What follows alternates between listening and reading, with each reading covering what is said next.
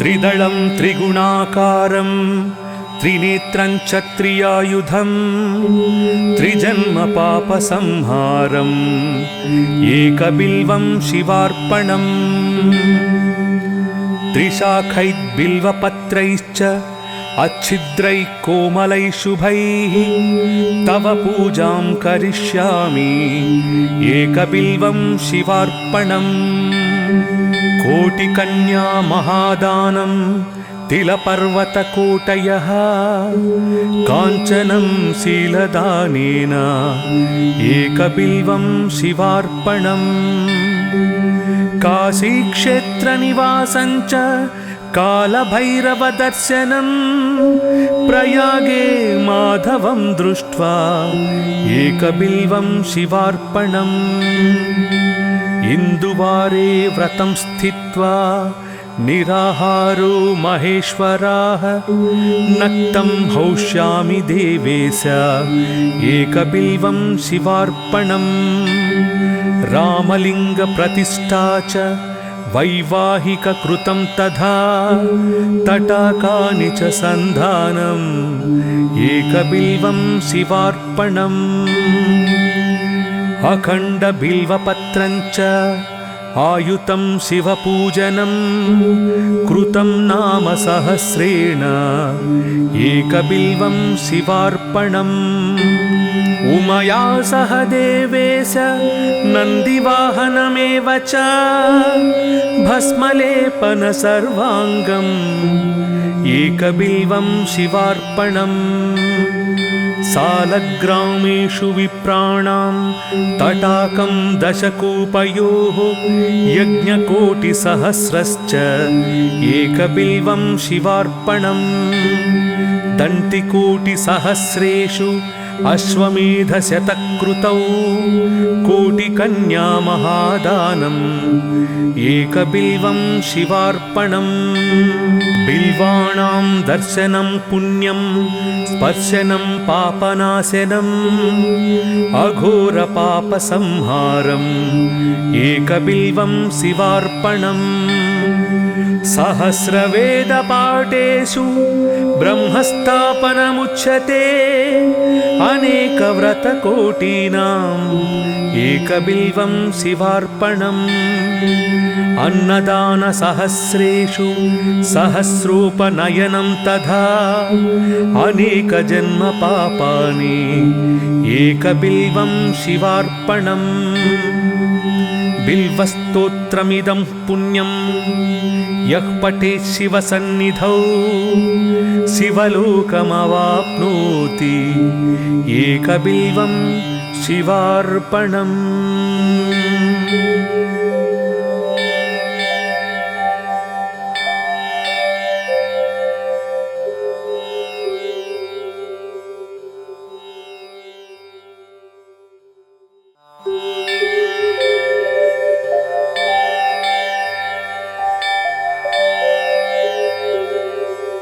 त्रिदलं त्रिगुणाकारं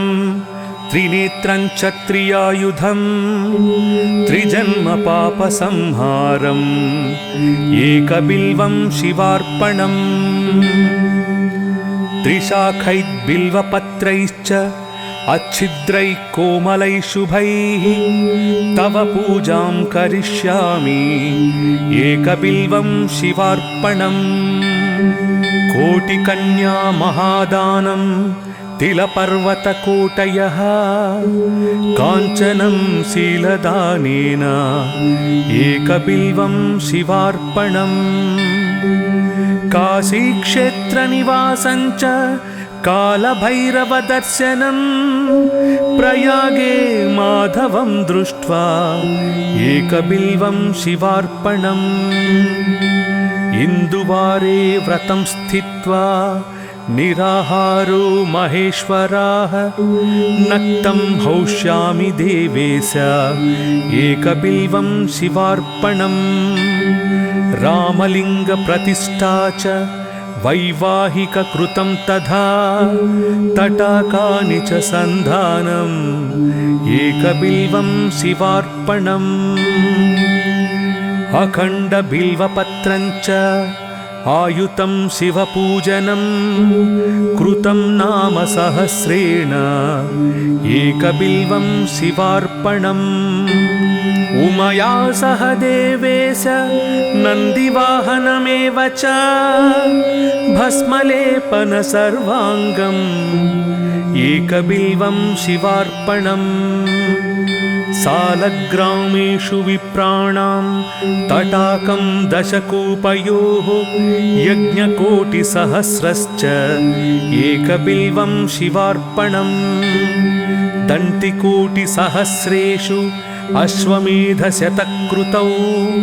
कोटिकन्या महादानम्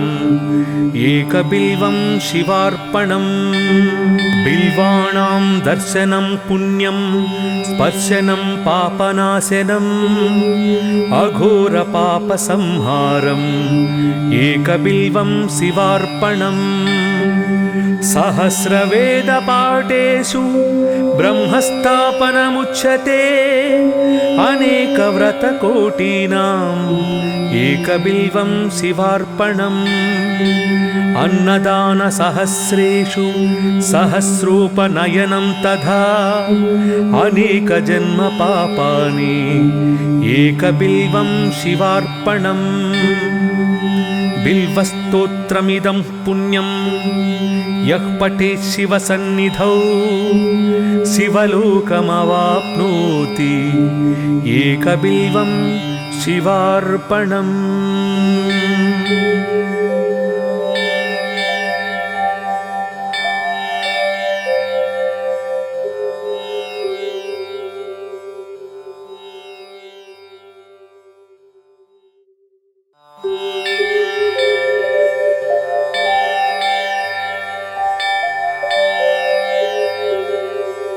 त्रिदलं त्रिगुणाकारं त्रिनेत्रं च त्रियायुधं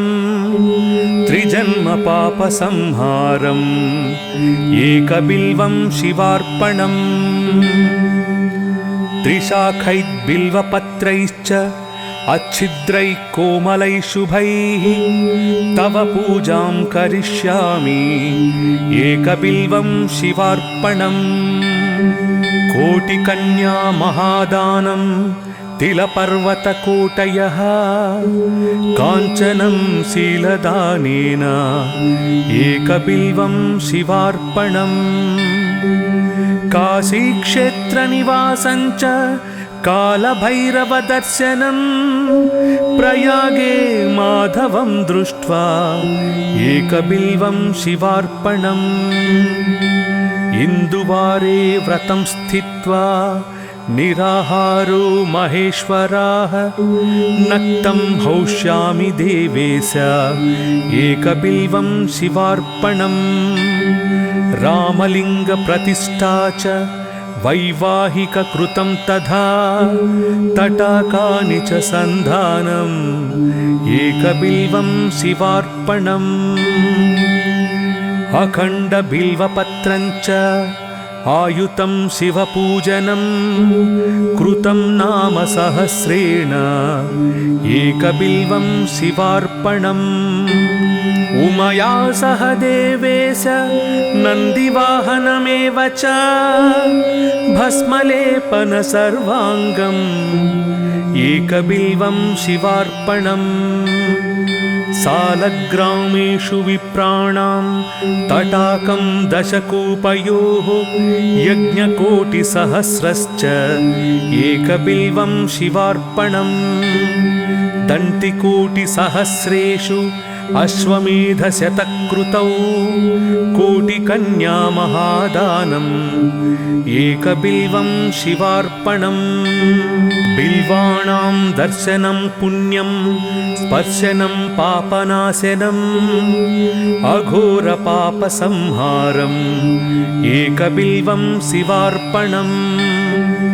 सहस्रवेदपाठेषु ब्रह्मस्थापनमुच्यते अनेकव्रतकोटीनाम्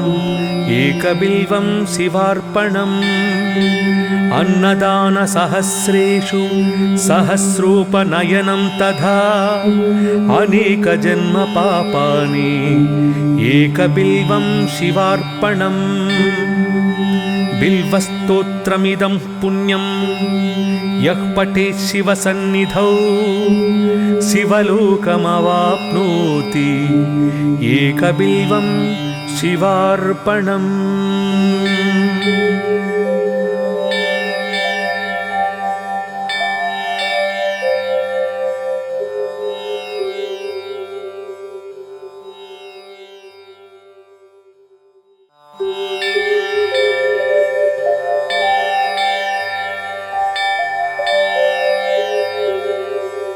त्रिदलं त्रिगुणाकारं त्रिनेत्रं च त्रियायुधं त्रिजन्मपापसंहारम् एकबिल्वं शिवार्पणम् त्रिशाखैर्बिल्वपत्रैश्च अच्छिद्रैः कोमलैः शुभैः तव पूजां करिष्यामि एकबिल्वं शिवार्पणम् कोटिकन्या महादानं तिलपर्वतकोटयः काञ्चनं शीलदानेन एकबिल्वं शिवार्पणम् काशीक्षेत्रनिवासं च कालभैरवदर्शनं प्रयागे माधवं दृष्ट्वा एकबिल्वं शिवार्पणम् इन्दुवारे व्रतं स्थित्वा निराहारो महेश्वराः नक्तं हौष्यामि देवेश एकबिल्वं शिवार्पणम् रामलिङ्गप्रतिष्ठा च वैवाहिककृतं तथा तटाकानि च सन्धानम् एकबिल्वं शिवार्पणम् अखण्डबिल्वपत्रं च आयुतं शिवपूजनं कृतं नाम सहस्रेण एकबिल्वं शिवार्पणम् उमया सह देवेश नन्दिवाहनमेव च भस्मलेपन सर्वाङ्गम् एकबिल्वं शिवार्पणम् सालग्रामेषु विप्राणां तटाकं दशकूपयोः यज्ञकोटिसहस्रश्च एकबिल्वं शिवार्पणम् दन्तिकोटिसहस्रेषु अश्वमेधशतकृतौ कोटिकन्या महादानम् एकबिल्वं शिवार्पणम् बिल्वाणां दर्शनं पुण्यं स्पर्शनं पापनाशनम् अघोरपापसंहारम् एकबिल्वं शिवार्पणम् सहस्रवेदपाठेषु ब्रह्मस्थापनमुच्यते अनेकव्रतकोटीनाम् एकबिल्वं शिवार्पणम् अन्नदानसहस्रेषु सहस्रोपनयनं तथा अनेकजन्मपापानि एकबिल्वं शिवार्पणम् बिल्वस्तोत्रमिदं पुण्यं यः पठेत् शिवसन्निधौ शिवलोकमवाप्नोति एकबिल्वं शिवार्पणम्।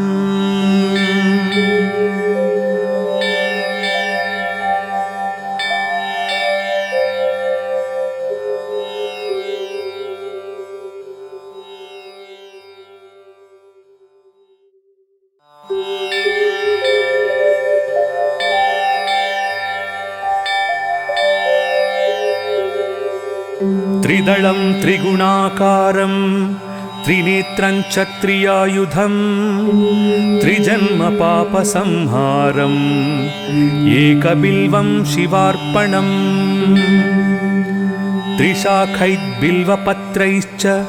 अच्छिद्रैः कोमलैः शुभैः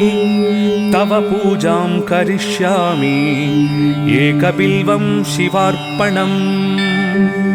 कोटिकन्या महादानं तिलपर्वतकोटयः काञ्चनं शीलदानेन एकबिल्वं शिवार्पणम् काशीक्षेत्रनिवासं च कालभैरवदर्शनं प्रयागे माधवं दृष्ट्वा एकबिल्वं शिवार्पणम् इन्दुवारे व्रतं स्थित्वा निराहारो महेश्वराः नक्तं हौष्यामि देवेश एकबिल्वं शिवार्पणम् रामलिङ्गप्रतिष्ठा च वैवाहिककृतं तथा तटाकानि च सन्धानम् एकबिल्वं शिवार्पणम्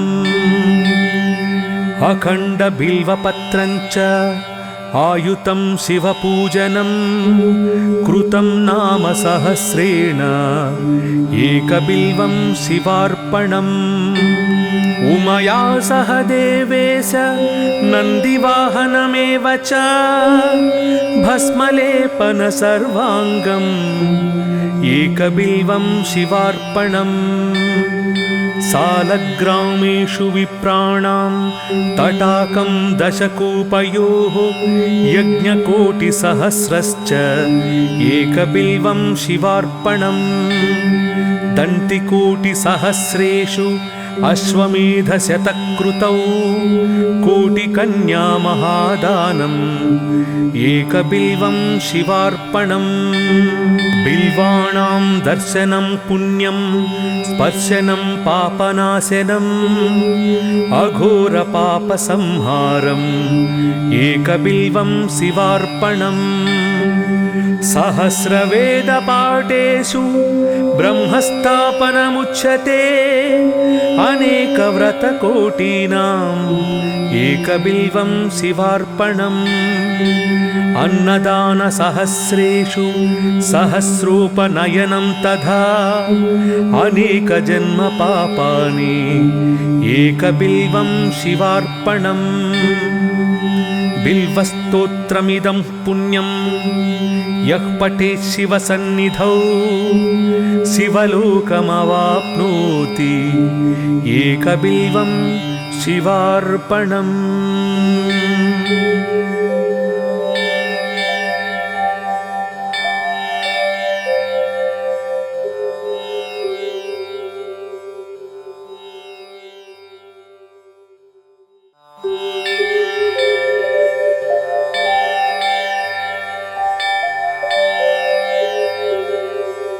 त्रिदलं त्रिगुणाकारं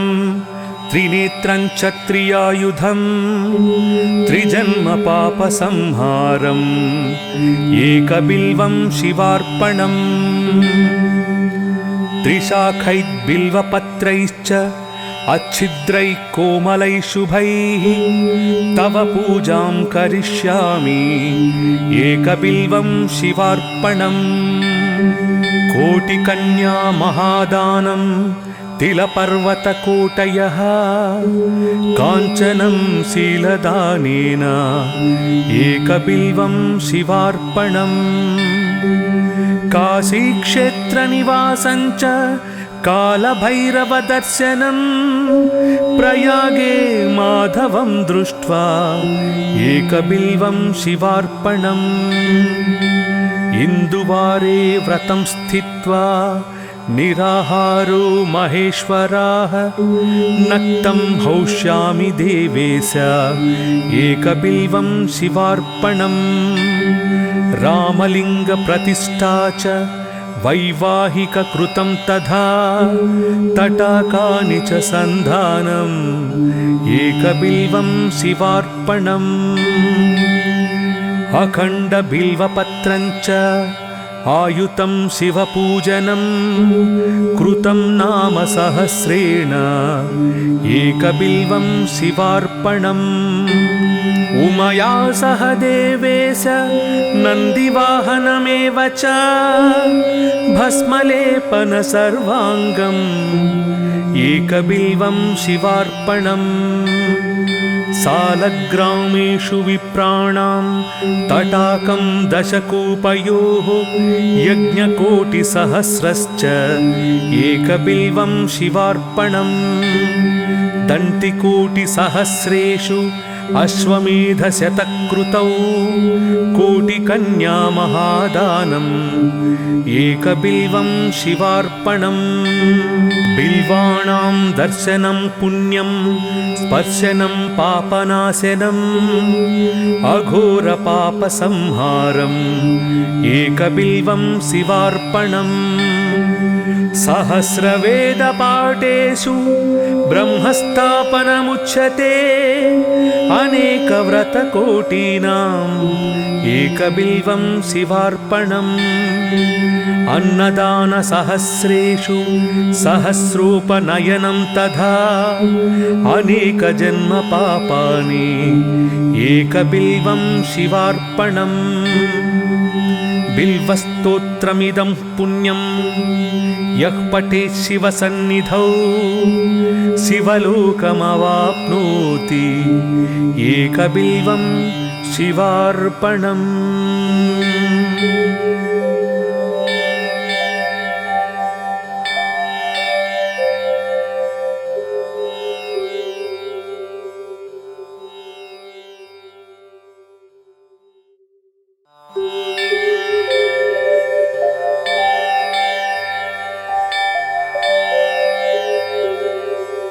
त्रिदलं त्रिगुणाकारं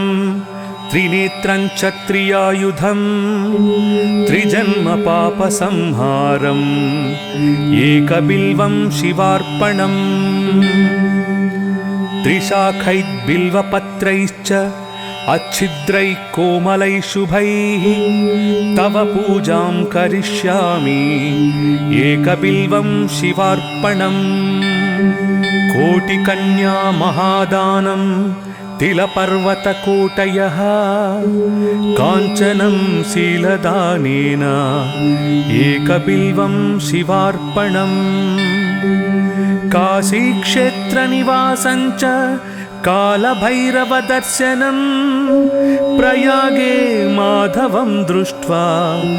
एकबिल्वं शिवार्पणम् इन्दुवारे व्रतं स्थित्वा निराहारो महेश्वराः नक्तं हौष्यामि देवेश एकबिल्वं शिवार्पणम् रामलिङ्गप्रतिष्ठा च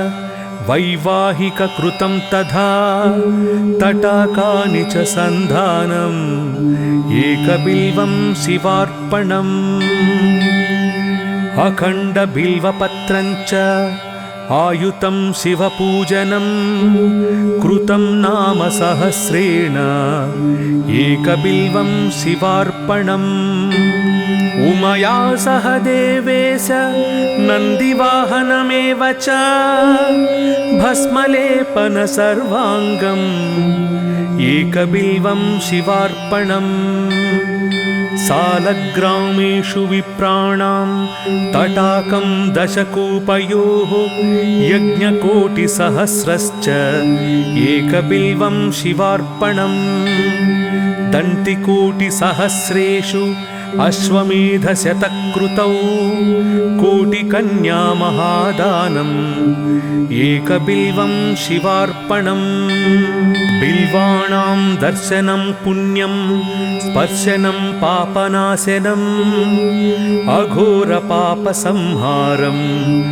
एकबिल्वं शिवार्पणम् सहस्रवेदपाठेषु ब्रह्मस्थापनमुच्यते अनेकव्रतकोटीनाम् एकबिल्वं शिवार्पणम् अन्नदानसहस्रेषु सहस्रोपनयनं तथा अनेकजन्मपापानि एकबिल्वं शिवार्पणम् बिल्वस्तोत्रमिदं पुण्यं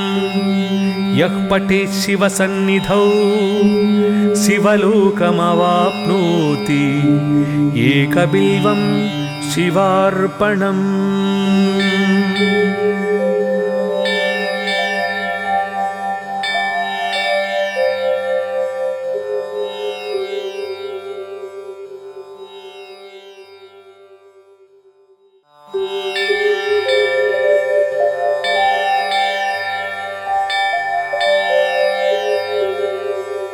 त्रिदलं त्रिगुणाकारं त्रिनेत्रं च त्रियायुधं त्रिजन्म पापसंहारम् एकबिल्वं शिवार्पणम् त्रिशाखैर्बिल्वपत्रैश्च अच्छिद्रैः कोमलैः शुभैः तव पूजां करिष्यामि एकबिल्वं शिवार्पणम् कोटिकन्या महादानं तिलपर्वतकोटयः काञ्चनं शीलदानेन एकबिल्वं शिवार्पणम् काशीक्षेत्रनिवासं च कालभैरवदर्शनं प्रयागे माधवं दृष्ट्वा एकबिल्वं शिवार्पणम् इन्दुवारे व्रतं स्थित्वा निराहारो महेश्वराः नक्तं हौष्यामि देवेश एकबिल्वं शिवार्पणम् रामलिङ्गप्रतिष्ठा च वैवाहिककृतं तथा तटाकानि च सन्धानम् एकबिल्वं शिवार्पणम् अखण्डबिल्वपत्रं च आयुतं शिवपूजनं कृतं नाम सहस्रेण एकबिल्वं शिवार्पणम् उमया सह देवेश नन्दिवाहनमेव च भस्मलेपन सर्वाङ्गम् एकबिल्वं शिवार्पणम् सालग्रामेषु विप्राणां तटाकं दशकूपयोः यज्ञकोटिसहस्रश्च एकबिल्वं शिवार्पणम् दन्तिकोटिसहस्रेषु अश्वमेधशतकृतौ कोटिकन्या महादानम् एकबिल्वं शिवार्पणम् बिल्वाणां दर्शनं पुण्यं स्पर्शनं पापनाशनम् अघोरपापसंहारम् एकबिल्वं शिवार्पणम् सहस्रवेदपाठेषु ब्रह्मस्थापनमुच्यते अनेकव्रतकोटीनाम् एकबिल्वं शिवार्पणम् अन्नदानसहस्रेषु सहस्रोपनयनं तथा अनेकजन्मपापानि एकबिल्वं शिवार्पणम् बिल्वस्तोत्रमिदं पुण्यं यः पठेत् शिवसन्निधौ शिवलोकमवाप्नोति एकबिल्वं शिवार्पणम्।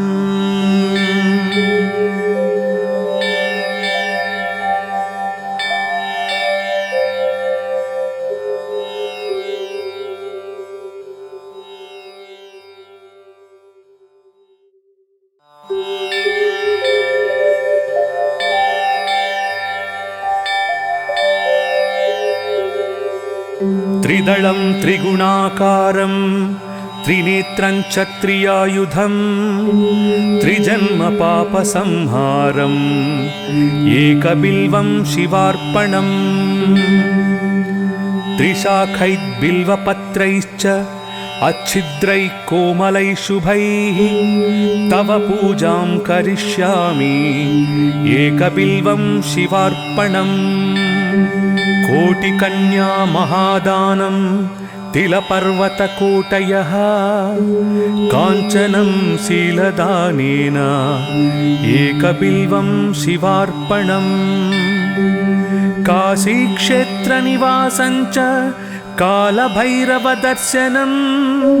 प्रयागे माधवं दृष्ट्वा एकबिल्वं शिवार्पणम् इन्दुवारे व्रतं स्थित्वा निराहारो महेश्वराः नक्तं हौष्यामि देवेश एकबिल्वं शिवार्पणम् रामलिङ्गप्रतिष्ठा च वैवाहिककृतं तथा तटाकानि च सन्धानम् एकबिल्वं शिवार्पणम् अखण्डबिल्वपत्रं च आयुतं शिवपूजनं कृतं नाम सहस्रेण एकबिल्वं शिवार्पणम् उमया सह देवेश नन्दिवाहनमेव च भस्मलेपन सर्वाङ्गम् एकबिल्वं शिवार्पणम् सालग्रामेषु विप्राणां तटाकं दशकूपयोः यज्ञकोटिसहस्रश्च एकबिल्वं शिवार्पणम् दन्तिकोटिसहस्रेषु अश्वमेधशतकृतौ कोटिकन्या महादानम् एकबिल्वं शिवार्पणम् बिल्वाणां दर्शनं पुण्यं स्पर्शनं पापनाशनम् अघोरपापसंहारम् एकबिल्वं शिवार्पणम् सहस्रवेदपाठेषु ब्रह्मस्थापनमुच्यते अनेकव्रतकोटीनाम् एकबिल्वं शिवार्पणम् अन्नदानसहस्रेषु सहस्रोपनयनं तथा अनेकजन्मपापानि एकबिल्वं शिवार्पणम् बिल्वस्तोत्रमिदं पुण्यं यः पठेत् शिवसन्निधौ शिवलोकमवाप्नोति एकबिल्वं शिवार्पणम्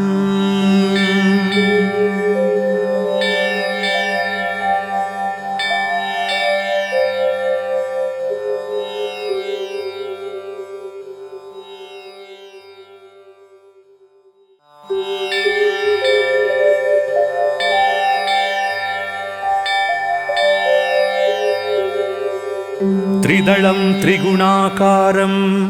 त्रिनेत्रं च त्रियायुधं त्रिजन्मपापसंहारम् एकबिल्वं शिवार्पणम् त्रिशाखैर्बिल्वपत्रैश्च अच्छिद्रैः कोमलैः शुभैः तव पूजां करिष्यामि एकबिल्वं शिवार्पणम् कोटिकन्या महादानं तिलपर्वतकोटयः काञ्चनं शीलदानेन एकबिल्वं शिवार्पणम् काशीक्षेत्रनिवासं च कालभैरवदर्शनं प्रयागे माधवं दृष्ट्वा एकबिल्वं शिवार्पणम् इन्दुवारे व्रतं स्थित्वा निराहारो महेश्वराः नक्तं हौष्यामि देवेश एकबिल्वं शिवार्पणम् रामलिङ्गप्रतिष्ठा च वैवाहिककृतं तथा तटाकानि च सन्धानम् एकबिल्वं शिवार्पणम् अखण्डबिल्वपत्रं च आयुतं शिवपूजनं कृतं नाम सहस्रेण एकबिल्वं शिवार्पणम् उमया सह देवेश नन्दिवाहनमेव च भस्मलेपन सर्वाङ्गम् एकबिल्वं शिवार्पणम् सालग्रामेषु विप्राणां तटाकं दशकूपयोः यज्ञकोटिसहस्रश्च एकबिल्वं शिवार्पणम् दन्तिकोटिसहस्रेषु अश्वमेधशतकृतौ कोटिकन्या महादानम् एकबिल्वं शिवार्पणम् बिल्वाणां दर्शनं पुण्यं स्पर्शनं पापनाशनम् अघोरपापसंहारम् एकबिल्वं शिवार्पणम् सहस्रवेदपाठेषु ब्रह्मस्थापनमुच्यते अनेकव्रतकोटीनाम् एकबिल्वं शिवार्पणम् अन्नदानसहस्रेषु सहस्रोपनयनं तथा अनेकजन्मपापानि एकबिल्वं शिवार्पणम् बिल्वस्तोत्रमिदं पुण्यं यः पठेत् शिवसन्निधौ शिवलोकमवाप्नोति एकबिल्वं शिवार्पणम्।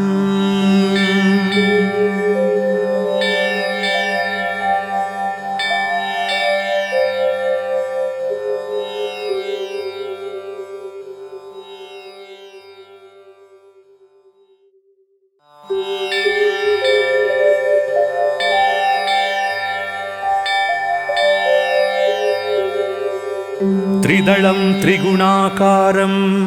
त्रिनेत्रं च त्रियायुधं त्रिजन्मपापसंहारम् एकबिल्वं शिवार्पणम् त्रिशाखैर्बिल्वपत्रैश्च अच्छिद्रैः कोमलैः शुभैः तव पूजां करिष्यामि एकबिल्वं शिवार्पणम् कोटिकन्या महादानं तिलपर्वतकोटयः काञ्चनं शीलदानेन एकबिल्वं शिवार्पणम् काशीक्षेत्रनिवासं च कालभैरवदर्शनं प्रयागे माधवं दृष्ट्वा एकबिल्वं शिवार्पणम् इन्दुवारे व्रतं स्थित्वा निराहारो महेश्वराः नक्तं हौष्यामि देवेश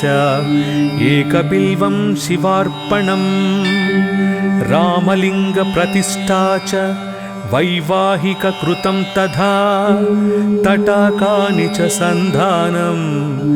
एकबिल्वं शिवार्पणम् अखण्डबिल्वपत्रं च आयुतं शिवपूजनं कृतं नाम सहस्रेण एकबिल्वं शिवार्पणम् उमया सह देवेश नन्दिवाहनमेव च भस्मलेपन सर्वाङ्गम् एकबिल्वं शिवार्पणम्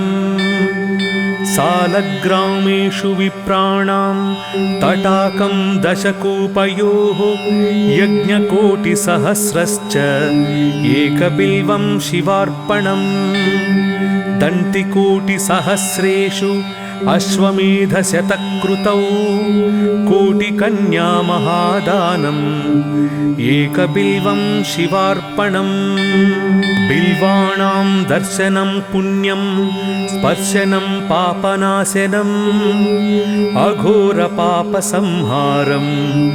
एकबिल्वं शिवार्पणम् सहस्रवेदपाठेषु ब्रह्मस्थापनमुच्यते अनेकव्रतकोटीनाम् एकबिल्वं शिवार्पणम् अन्नदानसहस्रेषु सहस्रोपनयनं तथा अनेकजन्मपापानि एकबिल्वं शिवार्पणम् बिल्वस्तोत्रमिदं पुण्यं यः पठेत् शिवसन्निधौ शिवलोकमवाप्नोति एकबिल्वं शिवार्पणम्।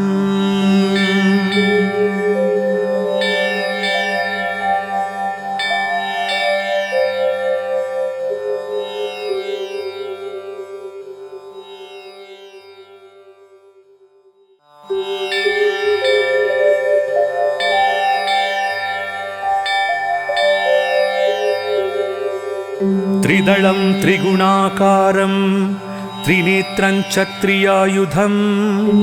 त्रिजन्मपापसंहारम् एकबिल्वं शिवार्पणम् त्रिशाखैर्बिल्वपत्रैश्च अच्छिद्रैः कोमलैः शुभैः तव पूजां करिष्यामि एकबिल्वं शिवार्पणम् कोटिकन्या महादानं तिलपर्वतकोटयः काञ्चनं शीलदानेन एकबिल्वं शिवार्पणम् काशीक्षेत्रनिवासं च कालभैरवदर्शनं प्रयागे माधवं दृष्ट्वा एकबिल्वं शिवार्पणम् इन्दुवारे व्रतं स्थित्वा निराहारो महेश्वराः नक्तं हौष्यामि देवेश एकबिल्वं शिवार्पणम् रामलिङ्गप्रतिष्ठा च वैवाहिककृतं तथा तटाकानि च सन्धानम् एकबिल्वं शिवार्पणम् अखण्डबिल्वपत्रं च आयुतं शिवपूजनं कृतं नाम सहस्रेण एकबिल्वं शिवार्पणम् उमया सह देवेश नन्दिवाहनमेव च भस्मलेपन सर्वाङ्गम् एकबिल्वं शिवार्पणम् सालग्रामेषु विप्राणां तटाकं दशकूपयोः यज्ञकोटिसहस्रश्च एकबिल्वं शिवार्पणम् दन्तिकोटिसहस्रेषु अश्वमेधशतकृतौ कोटिकन्या महादानम् एकबिल्वं शिवार्पणम् बिल्वाणां दर्शनं पुण्यं स्पर्शनं पापनाशनम् अघोरपापसंहारम् एकबिल्वं शिवार्पणम् सहस्रवेदपाठेषु ब्रह्मस्थापनमुच्यते अनेकव्रतकोटीनाम् एकबिल्वं शिवार्पणम् अन्नदानसहस्रेषु सहस्रोपनयनं तथा अनेकजन्मपापानि एकबिल्वं शिवार्पणम् बिल्वस्तोत्रमिदं पुण्यं यः पठेत् शिवसन्निधौ शिवलोकमवाप्नोति एकबिल्वं शिवार्पणम्।